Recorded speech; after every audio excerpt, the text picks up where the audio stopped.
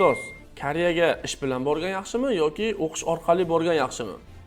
Dolzarb mavzu, kelinglar shuni plus-minus tomonlarini ko'rib chiqamiz. Koreyaga o'qish orqali borishning afzalliklari. Rasmiy yo'l bilan vizaga ega bo'lasiz, tilni chuqur o'rganasiz va koreys muhitida moslashishingiz osonroq bo'ladi. Kamchiliklari ham yo'q emas. Dastlabki bosqichda moliyaviy xarajatlar ko'p bo'ladi. Part-time ishlarda daromad cheklangan.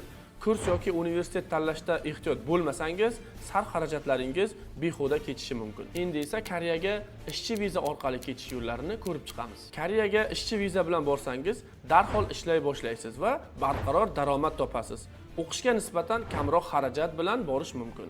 Ma'lum tajriba va ish stajiga ega bo'lasiz. Ishchi viza bilan borganda ham kamchiliklari mavjud bo'lib, og'ir jismoniy mehnat, koreys tilini yaxshi bilmasangiz, muloqot va moslashishda qiyinchiliklar, ba'zida esa ish beruvchilar bilan muammolar yuzaga kelib qoladi. Xulosa o'rnida, agar siz til o'rganish, oliy ma'lumot olish va kelajakda yaxshi kasbga ega bo'lishni istasangiz, siz uchun o'qish orqali borish foydaliroqdir. Agar maqsadingiz tezroq til topish bo'lsa, ish bilan borish siz uchun ma'qul yo'l hisoblanadi. Siz qaysi maqsadda Koreyaga ketmoqchisiz?